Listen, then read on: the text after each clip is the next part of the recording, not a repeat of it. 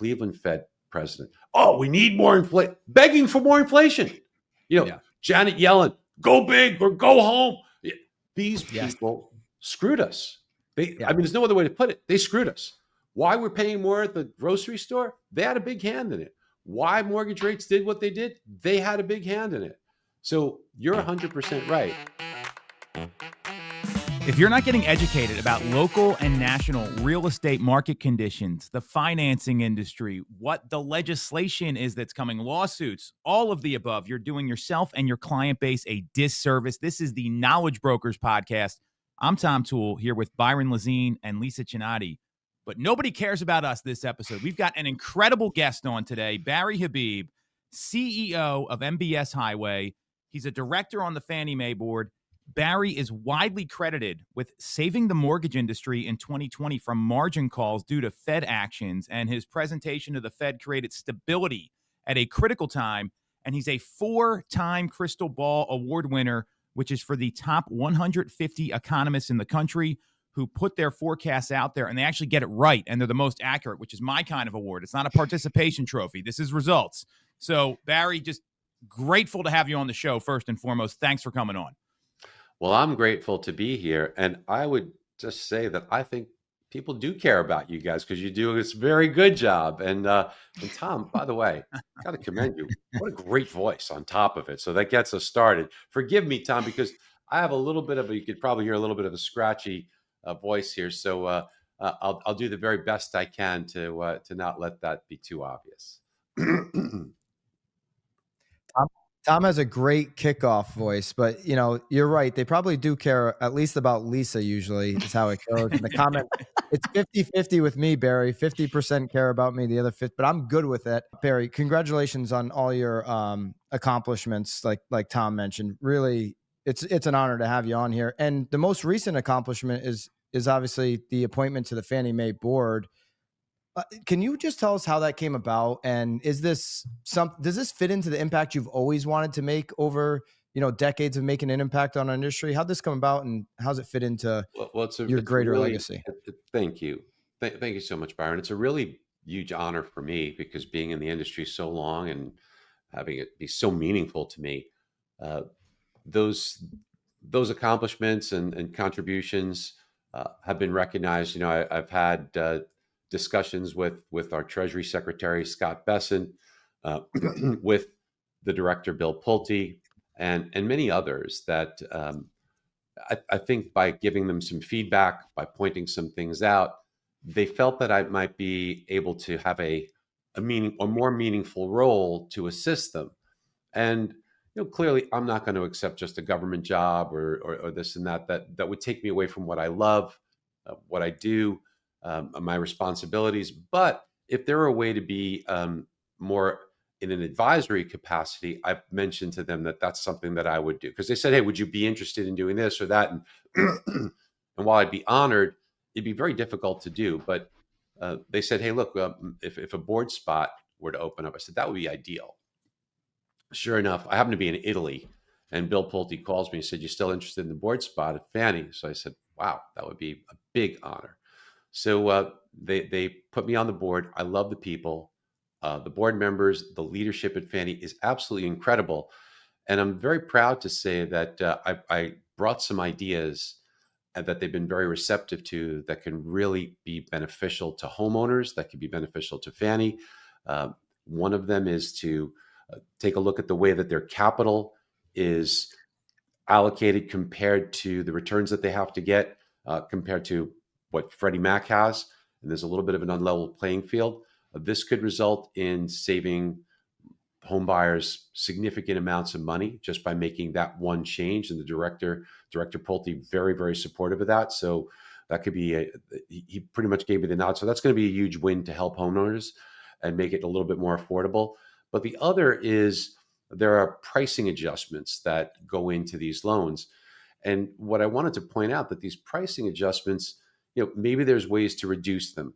And I feel that the director is very, very supportive as well. So maybe we can see some help there. So we'll see. Those are the things that was my ideas and the things that, because I have a background in being so close to the mortgage industry and I speak to the leaders there, what are the points that that they would like to have voiced, so that if they were explained in a way that uh, that the director could interpret as, how does this benefit homeowners? How does this benefit the overall industry and accomplish the goals of making homes more affordable?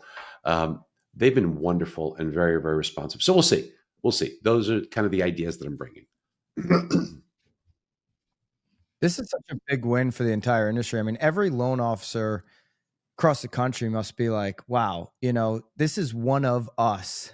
Barry getting this appointment. It's, you've done personally over $2 billion in loan originations. And so you are truly somebody like from the industry. If anybody's listening though, Barry, that just doesn't fully understand Fannie Mae's role in shaping the U.S. housing market, how should we think about that? How should consumers think about the role that Fannie Mae plays in shaping housing, policy in the industry? It's an enormous role. Fannie and Freddie make up almost 80% of the market. I mean, so it's everything, right?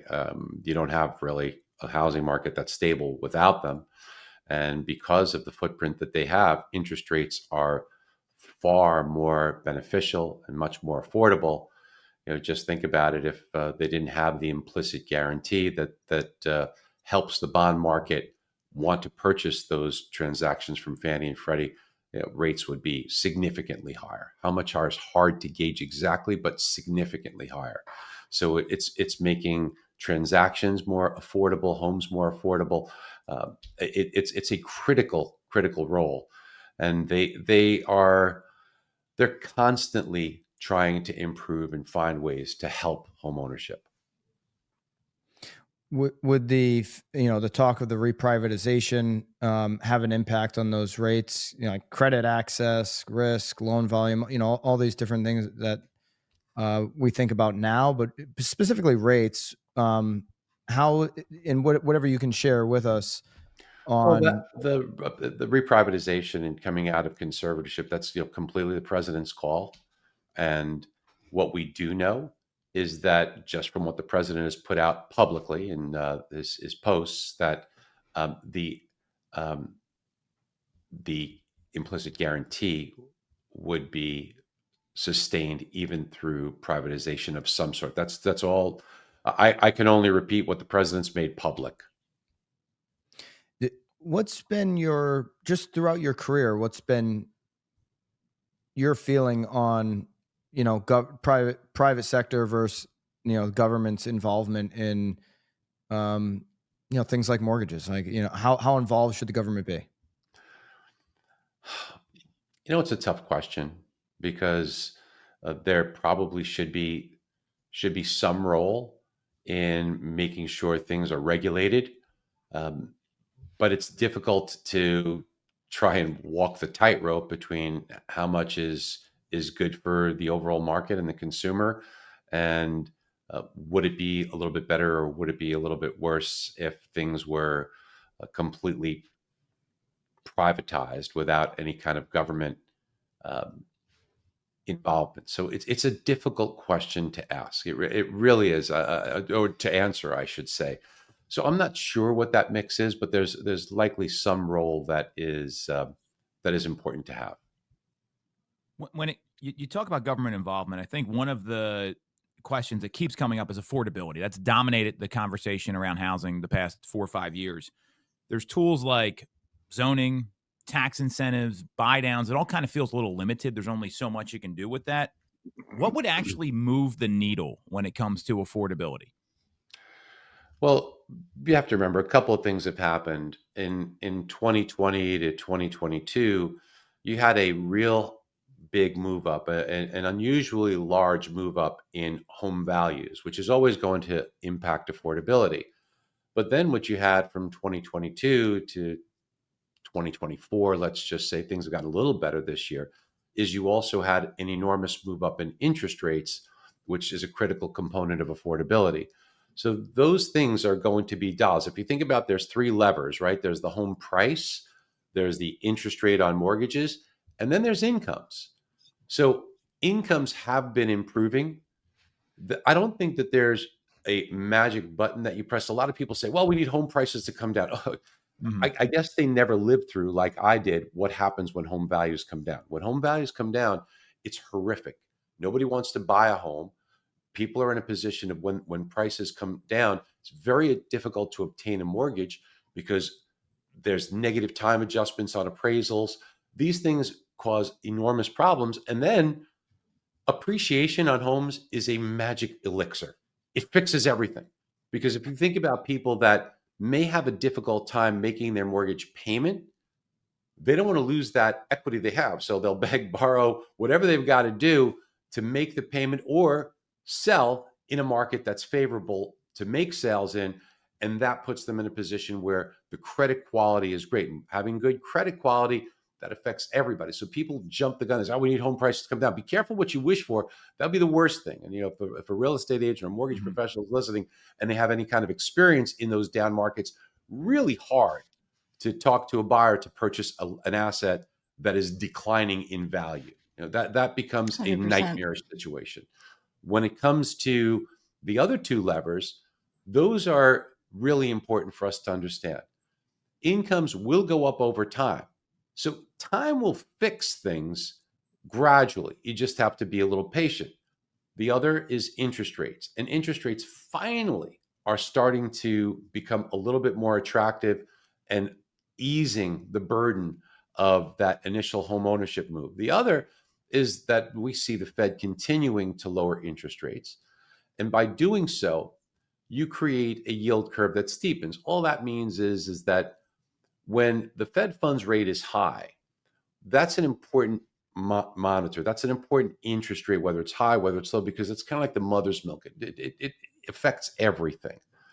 And so when the Fed funds rate is elevated, there really isn't much of a difference between longer term rates and the Fed funds rate, which when you add something like that to take a look at adjustable rate mortgages, there's not a lot of room here to make an adjustable attractive.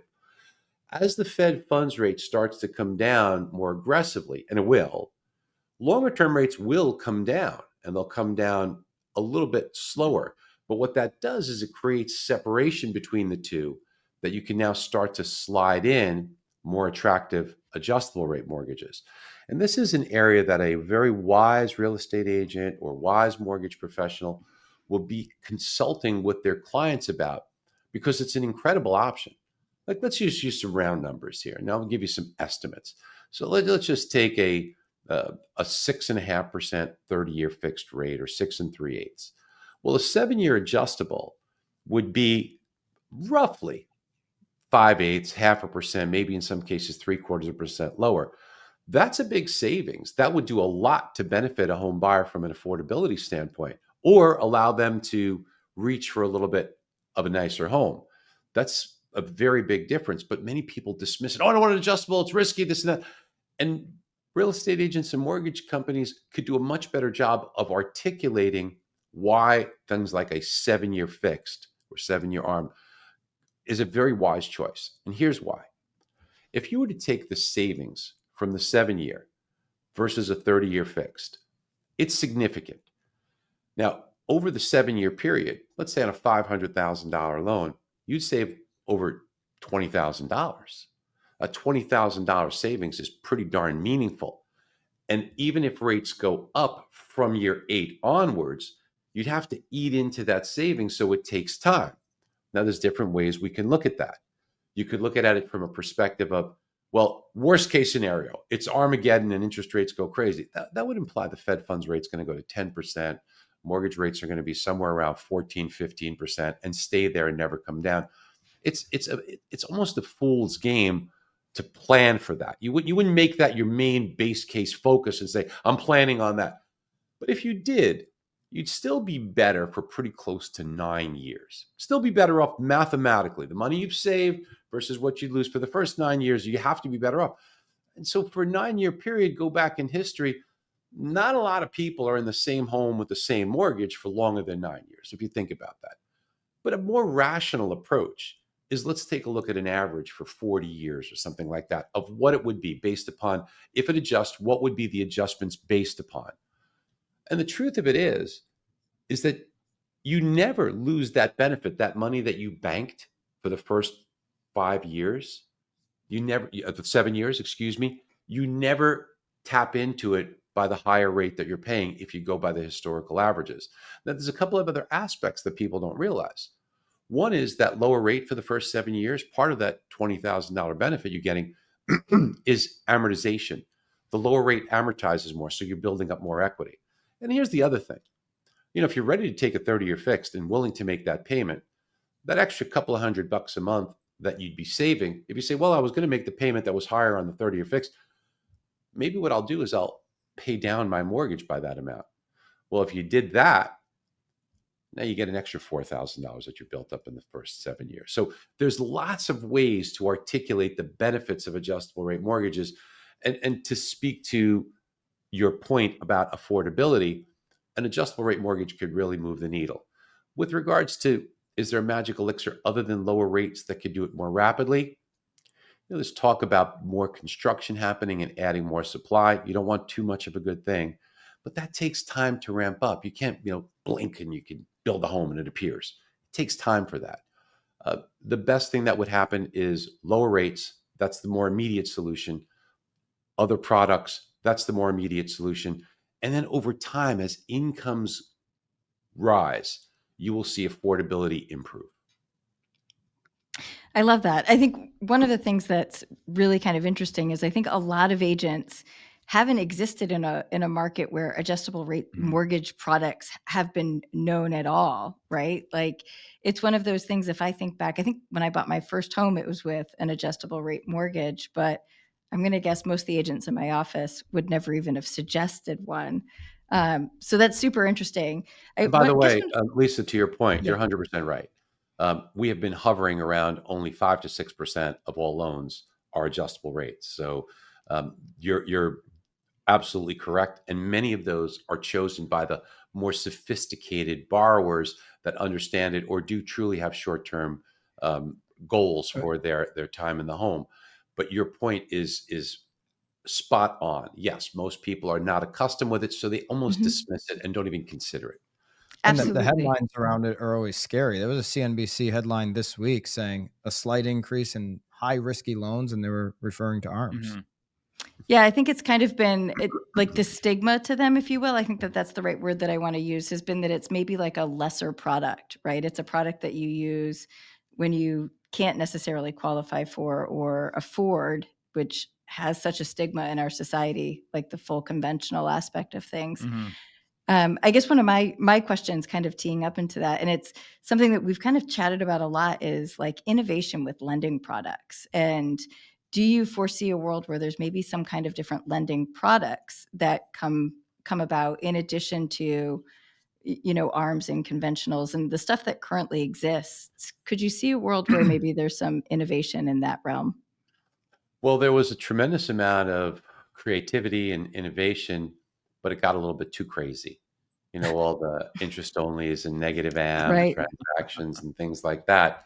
So Yep. there is a balancing act. I think there'll always be an attempt to try to have a more innovative way of approaching ways to help borrowers. But we have to temper that with, when we got a little too aggressive in that area, it was harmful to the housing market because it just put some borrowers into homes that probably were not at a point in time where they should have been making that jump. Because I think you can eliminate the probable, right? That definitely happened. So Yeah. I agree with you. Yeah. Oh, sorry, and I interrupted you.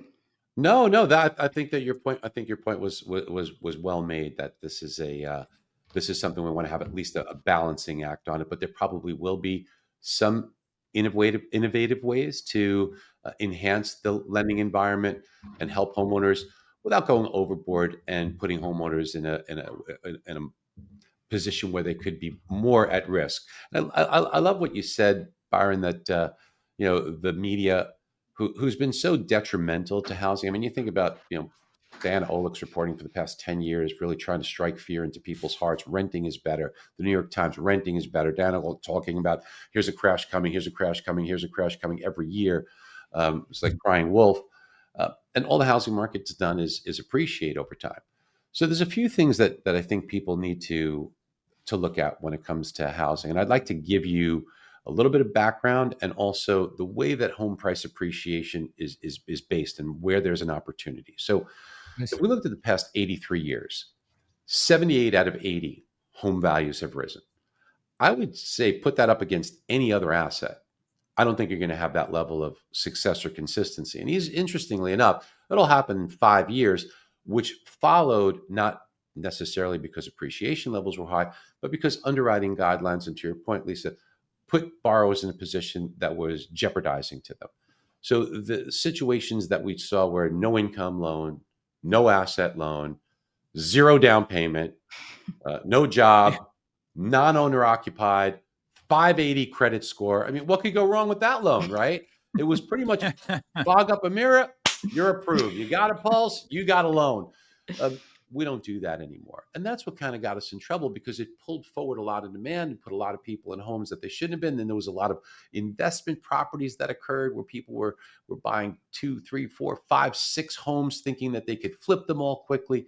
It was almost like the tulip craze, right? So these were dangerous situations. We don't do those things anymore. Can't say it'll never happen again, but it is unlikely that it would. But if you just said, okay, well, that was an anomaly. Home values have risen, except for that period, through every recession. Why?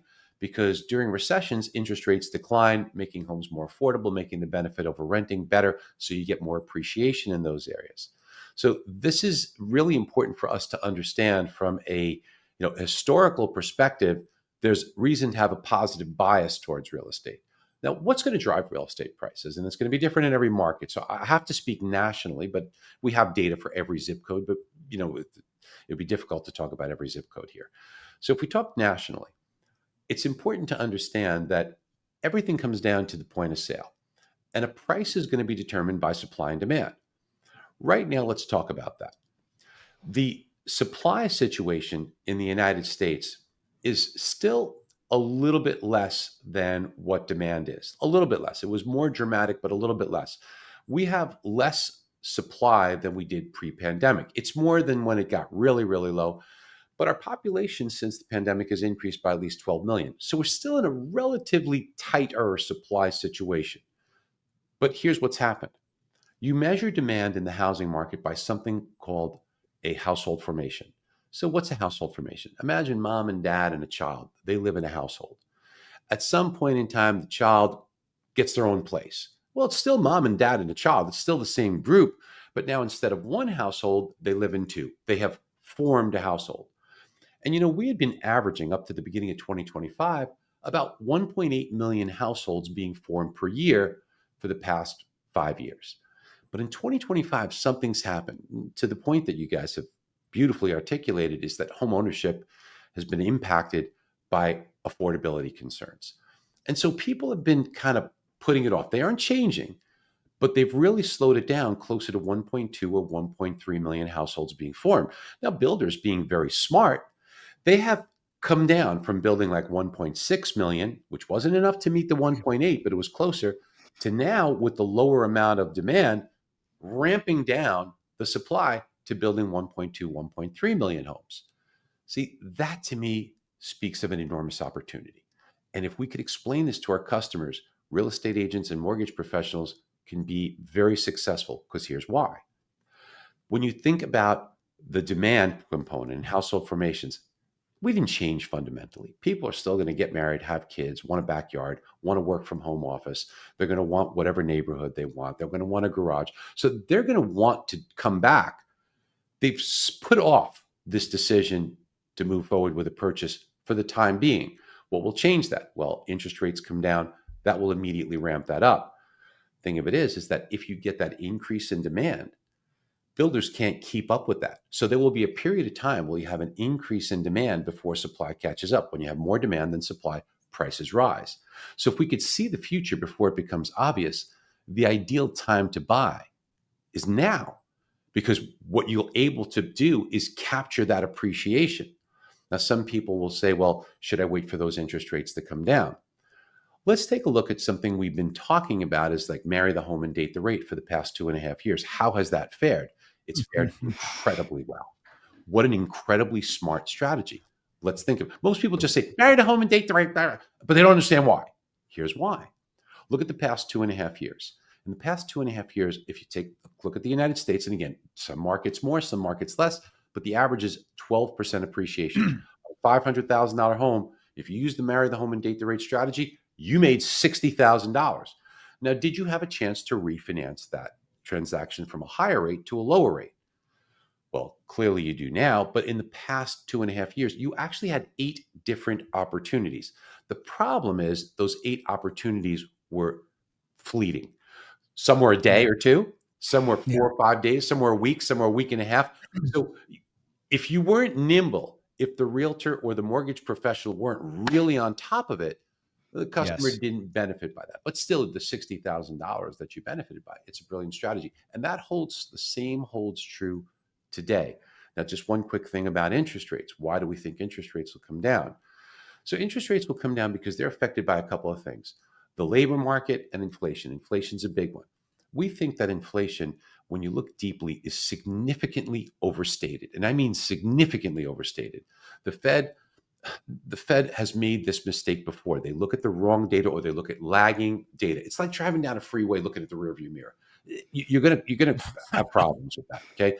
But in 2021, they should have been hiking rates. But because they were looking at old data in the rearview mirror that has issues and lags, and it's a problem because of that, they thought they can keep interest rates at zero. They thought they can keep quantitative easing and printing money and putting money in the system going. And they were complicit in causing the inflation that we all suffered through and the higher rates that we had seen.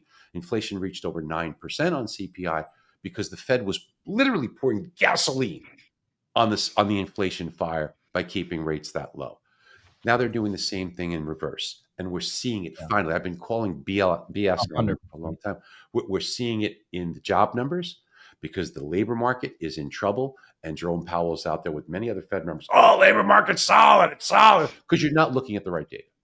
Because when we understand the way that job openings are calculated, the way they're calculated is you post a job opening, but it's not done federally. It's not done nationally. It's done by each state. And then they count them up together. Well, pre-pandemic, that would have worked. But what's happened since pandemic? Work from anywhere. So if I got a job, I want cheap labor, I'm going to post one in this state, in this state, in this state. The same job gets counted 3, 4, 5 times in many instances. So your job openings are dramatically exaggerated. So it hides the weakness. Fed, unfortunately, doesn't know how to look through these things. The other thing is that you have this thing called the birth-death model, which there's such a high reliance on it.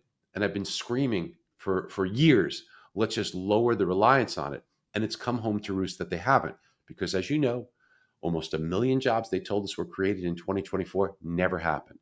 And finally, now that real data is coming out, 3 out of the last 4 months, job losses, right? So we are teetering right now in a difficult situation. And all these government voluntary layoffs, when we finally see the government open up and we get real data, I think in November, if we get data in November, you'll start to see more weakness in the job market. That's going to tell the Fed, hey, we got to cut more aggressively. We got to have to act on this. Interest rates will come down. And then inflation, more problems here with inflation. Let me just point out one of several. Owner's equivalent rent. It makes up 1/3 of core CPI. It makes up 14% of core PCE. And this is the question that's asked of homeowners. If you could rent your home today, how much could you rent it for unfurnished and without utilities? That's it. That is the question. It's nothing more, nothing less. That is literally what comes out. What's that, brother? It's so dumb. It's so dumb because as educated, think about, you guys all have high level of education and experience. The people listening, top performers, the very top of the food chain. Could we really answer that question and talk about what the minute changes might be on a month-to-month basis? Heck, I live, breathe, and sleep data. I honestly couldn't answer that question very well. So that makes up 1/3 of core CPI.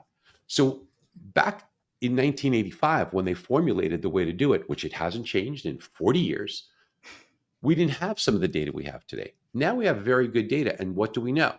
What I was able to glean from Fannie Mae's data, what I was able to glean from apartment list data, from Cotality's data is, Yeah. I've gone through all the formulas. So without bringing you through the math, essentially it is overstated by about 3%. Owner's equivalent rent says rents are going up 4% a year. The real number is 1.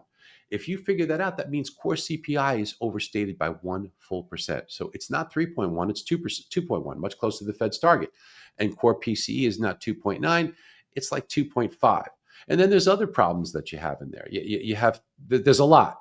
But another one is portfolio management fees. That accounts for 0.3%, which is a lot. Portfolio management fees, if you have your money in a mutual fund or a professionally managed asset, if they're charging you 1%, well, I could see if they went from 1 to 2, that's inflationary. But if they're keeping it at 1, but your portfolio is doing great, the fact that you're paying more from that, they count that as inflation.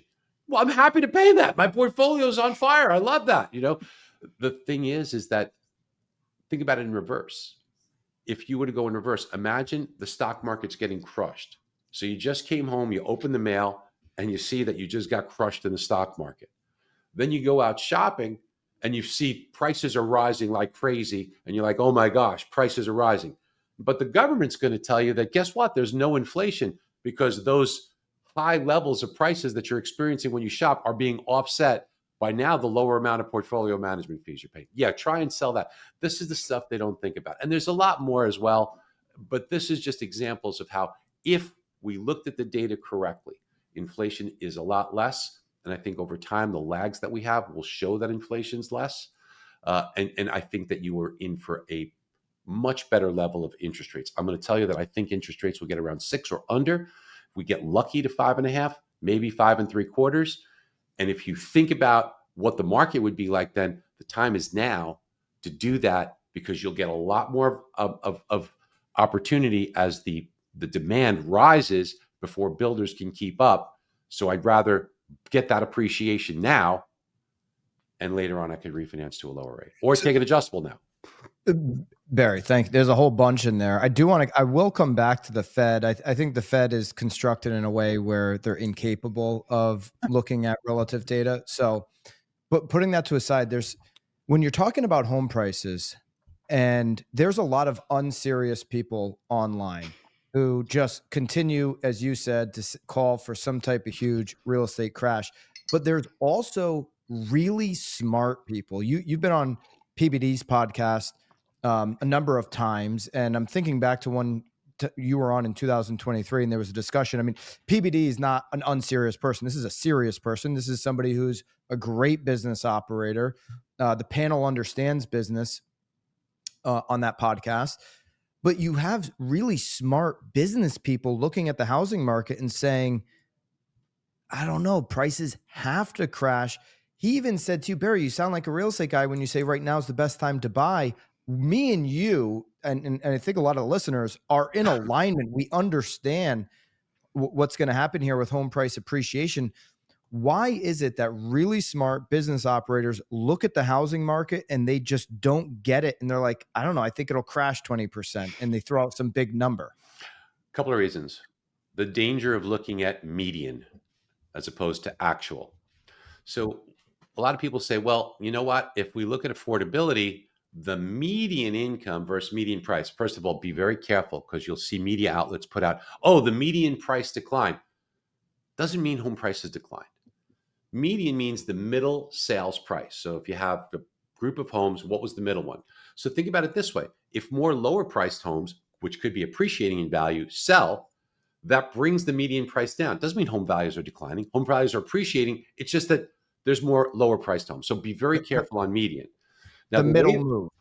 What's that? Yeah, the middle moved. The middle right? moved. That's it. But what we have to also understand is that when you look at, people say the median income, the median income, the median. Well, the median income is not really the critical level, because the 16-year-old at Wendy's, which is included in that, they're not at this point going to be a home buyer. So why are we including them in the calculation? That should not be part of it. Should be who is eligible to buy.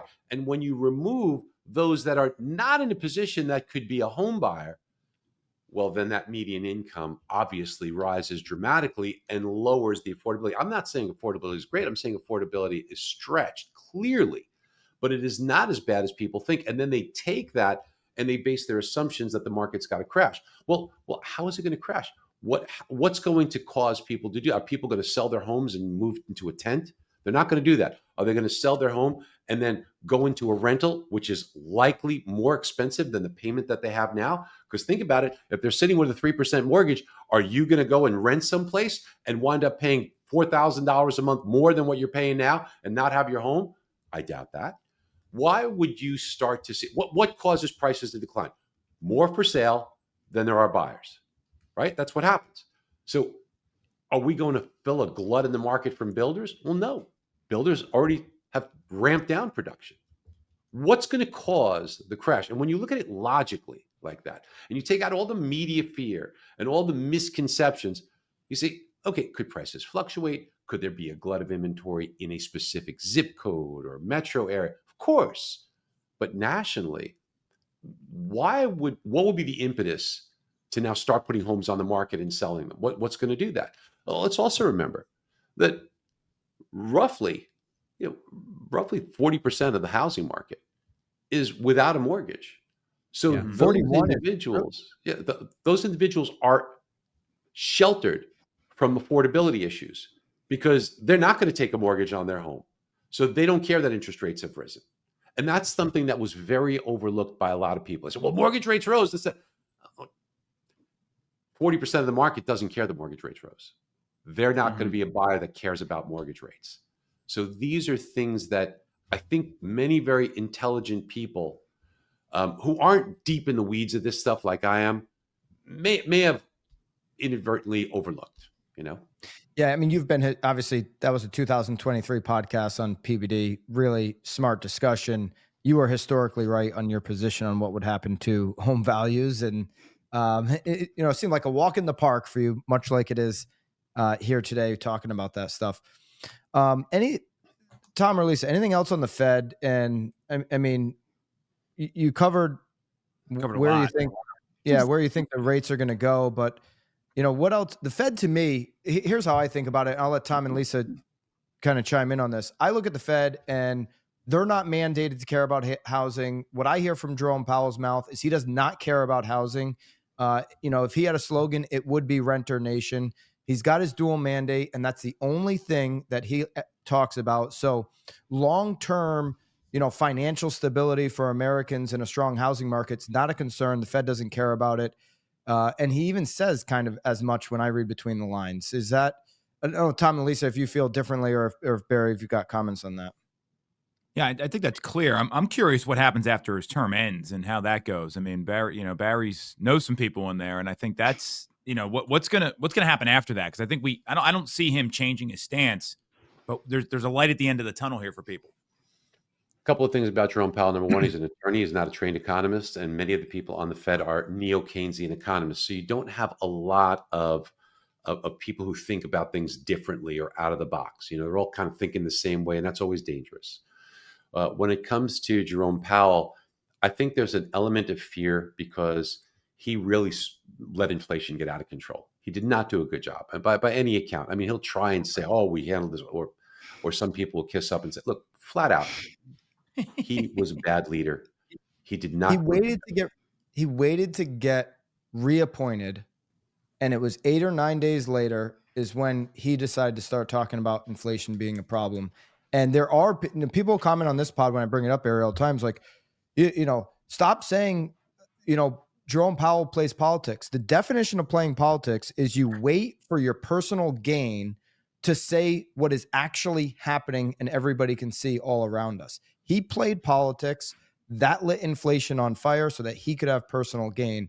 I'm not putting any words in your mouth. That is my position. I catch heat for it, but the timeline backs it up. You are spot on in the fact that it's difficult to argue that is a very viable scenario of what occurred. We don't know factually what occurred, but that is extremely plausible, your assessment. And whatever his motivation was, and I believe a lot of it was just looking at the wrong data or using that wrong data to give him cover. We know how important the rental component is in inflation. I've talked about that. Well, we knew rents were skyrocketing, but the data that they were looking at lags. And here's why it lags. The BLS does not have the ability to look at the entire United States. So what they look at is they looked at only 1/6 of the country every month. So that is an inherent 3, 4, 5, 6 month lag in just the way you look at data, because a lot could happen in 6 months. And they say, oh, wow, it really moved, as opposed to month. They can't look at the whole country. So the fact they call these panels. So the BLS looks at these panels and they lag dramatically. And then you think about it, if you're asking with regards to a lease, well, if I'm paying this today, it could be reflective of a lease that was signed 10 months ago. So there are things that are there that cause an inherent lag. And then when you're not looking at the real data and you're asking things like owner's equivalent rent, these cause variances that are extremely meaningful in what the actual rate of inflation is. So we knew, because we saw the data, rents were doing this, they were going crazy, but yet the data from the BLS said rents were still here. So those rents make a big difference in the inflation numbers. And Jerome Powell saying, I'm not saying inflation, in fact, begging for more. People like Loretta Mester, who was the Cleveland Fed president. Oh, we need more inflation, begging for more inflation. Janet Yellen, go big or go home. These people screwed us. I mean, there's no other way to put it. They screwed us. Why we're paying more at the grocery store? They had a big hand in it. Why mortgage rates did what they did? They had a big hand in it. So you're 100% right. And now Jerome Powell is fearful because he knows in the back of his mind, he's going to be graded on the fact that he blew it. And I think he is so fearful that the inflation genie gets let out of the bottle here. He is taking a more conservative approach to it. And he's not looking at the right data once again. The problem is he might send us into a recession. Problem is he might destroy the labor market, because he was out there foolishly saying, labor market's solid. I can't count how many times he said solid. And every single time I wanted to throw something at the TV set, because I'm just like you are being very foolish here, and you are being so myopic in your view, and he truly is not using critical thinking to understand how these things work. Now, that said, you asked, when does he leave? His term ends in May. Now, most Fed chairs ride off into the sunset, but we also know that him and the president perhaps aren't going to be spending a lot of time, kicking some beers around and watching the show together. These are not your best of buddies. He does have the ability, if he wanted to, just to do something that other Fed chairs haven't done, but he has the right to remain on as a Fed governor. I pray that he rides off into the sunset. He should do that, but it's potentially he could be a fly in the ointment and just be a thorn in Trump's side and remain as a Fed governor, which would remove one appointee from. Now, let me just be fair. The president has also said things that worry me. I'll have a majority on the Fed, and this. I don't like talk like that, because there is too much of a good thing, and I don't like when it's said that, okay, let's bring mortgage rates. I mean, the Fed funds rate down to 1%. It's currently 4.125. Yeah, that could be insane. Too much of a good thing. Create some inflation. I think the right spot for it is to gradually get it down by about 1%. There's a way to calculate the level of, is the Fed restrictive, trying to slow the economy? Is it accommodative? I think we're still restrictive, and we should not be, because the labor market is screaming that it needs help. So we probably need to be at least 0.5% lower to 0.75% lower to be neutral. So I think that's about right. Maybe even a quarter beneath that to ensure that the labor market doesn't go south on us. I think we'll get there. We'll get 1% lower on the Fed funds rate. That should translate into lower 10-year Treasury, lower mortgage rates. There's another couple of things that you should know about the Genius Act, where crypto comes into play, and stablecoin. Stablecoin's growing. It's just the digitization of our currency. We're moving that way anyway. To back that, short-term Treasuries have to be borrowed, have to be used to back it, have to be purchased. That's critical, because that will absorb some of the supply of short-term Treasuries. Scott Bessent's very smart. He said already that he would term down the issuance. So that's a fancy way of saying, instead of selling a lot more 10-year Treasuries, I'll sell a lot more of short-term Treasuries, which stablecoin will buy. By issuing less 10-year Treasuries, the price of those is improved. You don't have to incent people to buy 10-year Treasuries with a higher rate. There's less of it available, so people will pay even at a lower rate, and that helps brings rates down. The other thing is a bank deregulation deal, which nobody's talked about, but I've been following it closely. And about a month ago, the FDIC and the Federal Reserve put a proposal together, which Scott Bessent really wants to happen. Michelle Bowman wants to happen. She's another Fed governor. If you were to see this occur, then banks could buy treasuries without taking a hit to their capital. Right now, if you want to buy treasuries, you have this much capital, which says you can only use a percentage of that to go and buy things that you can invest it in treasuries, mortgage, whatever you want to buy. But if you now are not restricted to buy treasuries and you still have this capital to buy all this other stuff, well, then you could use that arbitrage to make more money and increase profits for banks. By buying more treasuries, you can absorb some of the treasury supply, making it more scarce, making the price improve and rates decline. Scott Bessent told me in a meeting I had with him, he thinks it's worth about 40 to 50 basis points in yield that could help us. So these are all important developments that lead him to believe that we're in an environment that we should see lower rates, should increase demand. Builders won't keep up. I think this is a good time to buy real estate. I love that message. Lisa, just why don't you dive in? I think it's a good time to dive into some of the generational topics that we were talking about before the pod with, it's a good time to buy real estate, but young people, they don't feel that way. And so there's some generational shifts going on that we were talking about before. Yeah, totally. So Barry, I know you've talked a lot about how demographics in general drive the housing market. And I think even mentioned it earlier with household formation, and that sometimes that's a bigger driver than rates or inventory. So from your perspective, doing what you do and knowing what you know, what demographic trends do you think are being underappreciated right now?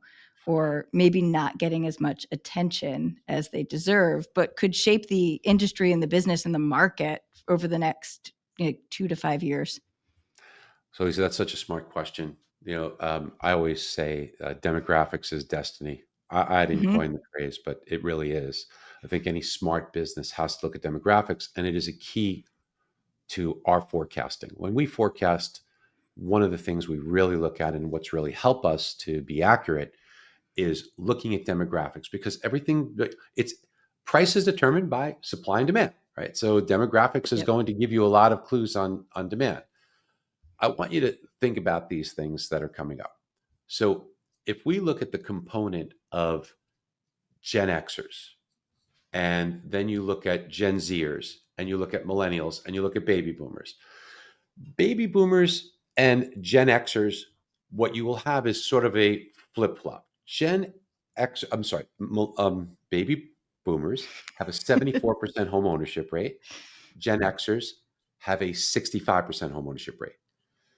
Gen Xers' home ownership rate will increase slightly. Baby boomers will decrease slightly as they age. And those two will kind of cancel each other out. Now, if you look at Gen Zers have different levels of home ownership rates depending on where they are. I want to focus on the level of Gen Zers that are in their 30% median. 35% median.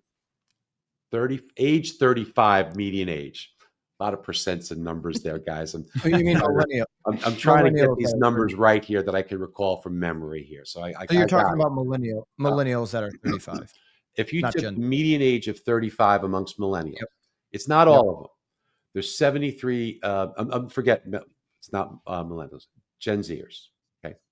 So I think that is millennials. No, millennials. Forgive me. Millennials are 35. Yeah. Gen Zers. Yes. Millennials or Gen Zers who are age 35 with a median age. It's about 40 million of them out of the 73 million millennials or Gen Zers. So those 40 million, they have a home ownership rate of 33%. But if you look at going beyond that to when they go to age 45, that increases rather significantly to where the home ownership rises from 33% to 45%. So, and it will continue to rise. So you got to count for that. That's about 8 million household formations that'll occur from millennials or Gen Zers. But now when we look at Gen Xers, when you look at the Gen Xers, their median age right now is 25. So their homeownership I think rate you is mean 8%. Gen Z. Gen Z. Gen Z. Gen Z is in the 20s, then millennials. Gen X is that group between millennials Sorry, and baby geez, boomers. I'm Okay. getting all these wrong. Too many generations. All these made up names, There's Barry. too many generations here, so let's go with Oh, a the letter at the end of the alphabet. Besides millennials. Gen Zers are millennials. If we go to the echo boomers or the younger cohort, which have a 25-year median age, their homeownership rate's only 8%. All this to say that if they follow the steps of millennials in the next 10 years, their homeownership rate, and that's because they're very young. Okay, they're if your median age is 25, you're looking at a pretty young age. If they were to move up in the next 10 years to follow the footsteps of millennials, you'd have 25% of those 69 million people that are those echo boomers. They would be in a position to buy a home or get a household formation. That's about 17 million households. So when you put the two together, you're going to average about 1.8, 1.9 million households that'll be formed, and builders are only putting up 1.3 right now. You have to have more demand and supply. Sorry for the confusion there, but there is demographic evidence that if you would move and look forward, there is a huge amount of bias that there will be more demand out there for housing. Great. No, I think that simplifies it on how you. I didn't really simplify it. I did a very poor job of confusing it, but it's looking at the demographics that are aging up, and that demand in the next decade, 15 years is there. Gen Z. You mentioned Gen Z being about 8% home ownership right now. They'll get older. They'll get more interested. Life will take shape. What Gen Z sees on TikTok and X and these other places right now in their feed is a lot of voices telling them that no affordability. I mean, I'm in agreement with you. The shortest path to affordability right now is going to be through the rates if we're looking in a 12-month window. But what they're being told is the entire system needs to be torn down. It's a system problem. It's a big business problem. And that is, you look at the reactions from Gen Z in how they're engaging in that type of content, that home ownership is not feasible ever for you unless the system is torn down and burnt to the ground. This is a message that they're hearing. So the real estate community, we talked about a lot of complex data on this pod, and I think the listeners get it. But what do you have a personal framework that agents could use right now to compete and battle against this message that is being put out there online? It's easy to understand. Everything's bad. We got to burn it to the ground. What's the personal framework you would use for agents and LOs to bring more clarity to complex discussions? Here's the facts. Homeownership net worth is 44 times that of a renter. So you could go ahead and watch all your TikTok and burn it down and be at 1/44th the net worth you could. In addition, let's take a look at net worth tiers in the United States. The top 1%, it's roughly $11 million of net worth puts you in the top 1%. Top 2%, it drops a lot to $2.7 million. If you go to the top 10%, it drops again to where it is 1.2 million. And then the 50 percentile is 600,000. So when we look at where the net worth came from, according to a Kiplinger story recently, 2/3 of all net worth, 2/3 of everything came from home ownership, came from equity in your home. So the facts paint the picture. It is very hard to get wealthy without buying real estate. It's very hard. You can, but it's very hard to get wealthy if you don't have real estate in your portfolio. So you could burn it down and struggle, or what you could do is look at the facts and you could say, well, 78 out of 83 years, prices went up. This is something that I need to be a part of because I want to be 44 times growth in my net worth.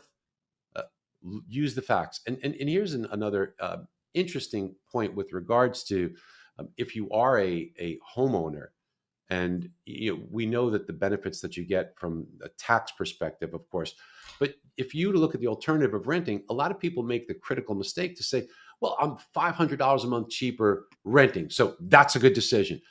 Not when you contemplate that part of your mortgage payment is principal, which is your own money. It's a forced savings account. So that probably cuts in half the difference between buying and renting.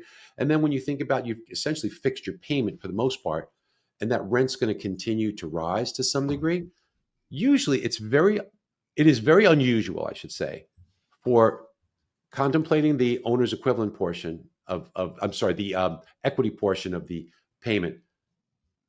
It's very unusual for a mortgage payment to be more expensive than a rental payment by the third year. By the third year, it's almost always where rents are more expensive. And then there's all the other freedoms and the things that you'd like to do to your home. So I would explain that message, and it's difficult to do, and reach the masses like it's being put together on TikTok. But at least when you're talking to people one-on-one, these are the benefits that you should espouse on homeownership.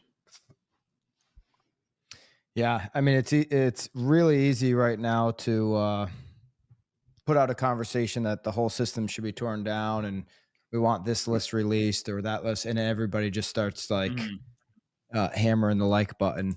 Yeah, and by the way, here's the other thing too: is that just wanted to look at just rates, where they are right now. I think the 10-year Treasury should get to 4% pretty soon. As we started this morning, we're at 4.10 on the 10-year Treasury, 4.11. Yeah. I think we're going to get to 4% on the 10-year Treasury. I think mortgage spreads are going to narrow from their current 2.25 down to under 2%. What that means is that if you continue, if you kept the 10-year Treasury at 4 and you got to a 2% spread, that's a 6% mortgage rate. But I think the 10-year Treasury will get lower. I think the spreads will get lower. I think we could get under 6%, maybe get to 5.5%. So that's a great environment for houses. You said it earlier. You said 5.5%. You're kind of looking at that for 26. Mm-hmm. I think in the next 6 months, within the next 6 months, we get to. Sometimes things happen fast, but within the next 6 months, yes. Fannie Mae's projection on the last 2 months, their projection was about 10% increase on existing home sales on transactions, which would be, real welcome for welcome. And agents. Yeah, Mark Pelham, the chief economist, is a friend of mine. I was with him yesterday, as a matter of fact, and his feeling on the 10-year Treasury is 4.4, which I said, Mark, I'm not so sure on that one. But his feeling on the spread between the 10-year and mortgage rates on the 30-year gets down to 1.5. So I think he's a little too high on the 10-year. I think he's a little potentially too low, although I hope he's right on the spread at 1.5, because the historical range is 1.6 to 2. But he could be right. But that's how he gets to about a 6% mortgage rate. That was the one thing with Fannie Mae's projection, where it's like they had 10% bump on existing home sales transactions. We all want that. It helps professionals, helps some of these sellers who want to enter the market, helps the market move, all of that. But then they had the rates a little bit higher than where you're projecting. I'm like, if the rates go to where you're talking about 6 months, easy to say, 5 3/4, I can see the transaction increase. So the two numbers match up with your projection. And so anyways, this was great, Barry. I mean, you're a legend, man. Oh, thanks so much. Thanks so much. I just didn't get, what was screwing me up is that I didn't remember that Gen Y and millennials were the same. That's okay.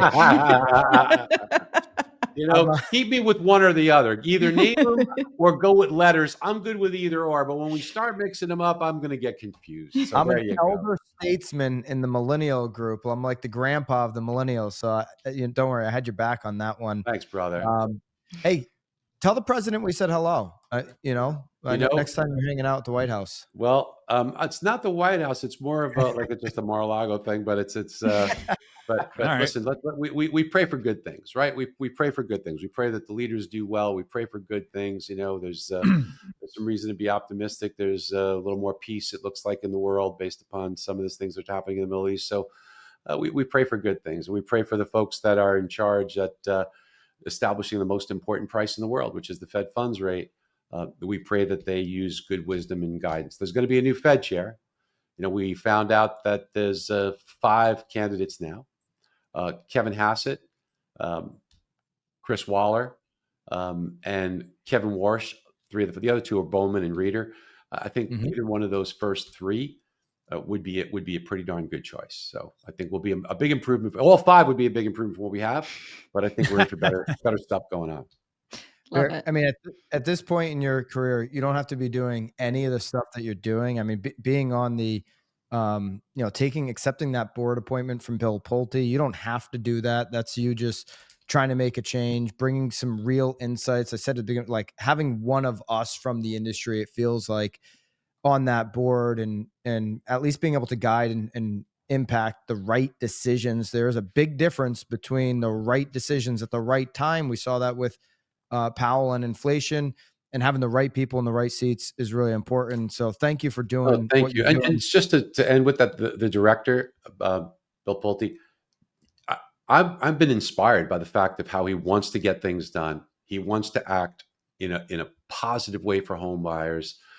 He wants to solve issues that we have in housing. These are big issues. You can't solve them quick, but he has a real desire. And that's kind of what inspired me to want to be on the board. And the fact that some of my ideas, whether they get, put into practice or not, wind up actually happening. The fact that real willingness to listen and to try and do things that are better, it's inspiring. So I think we've got a lot to look forward to there. If you follow him on X, he has a huge following on X, and he's very opinionated, and obviously from the Pulte family. Does he get do people misread him a lot because of? They misread him. He's a really smart guy, but he's just a no nonsense guy. And sometimes no nonsense people can ruffle feathers, and then people make a decision based on emotion instead of fact. And they say, "Oh well, I don't like the way he said it. I don't like it," rather than what he said. I think people make a mistake. See, Lisa, that's what happens to me. People don't like the way I said it instead of listening to the words. I think it's also your tone, my friend. I think it's also your tone. That would be the way he said it. That's exactly what he said, Lisa. So that's why Byron and I are unlikable compared to you. Well, no, but you want to know something, team? You guys are the one great thing that you have is the benefit is you got a long runway of experience that you will continue to accumulate. Yes. It's one of the things that I, with a little bit of age, have learned the importance of. I think when I was a little bit younger, I wanted to get from point A to point B a little bit faster, and now I understand sometimes you got to just be a little more gentle in the messaging, in the way you say the messaging, and you can kind of not get people thinking emotionally as much. So that's one of the things I've kind of learned. I like the emotional Take truth. note, Byron. But I'll take some note. Barry, nobody better to take note from than you. Shout out to Dave Richards for connecting us. He's a rock star, by the way. That guy's a rock star.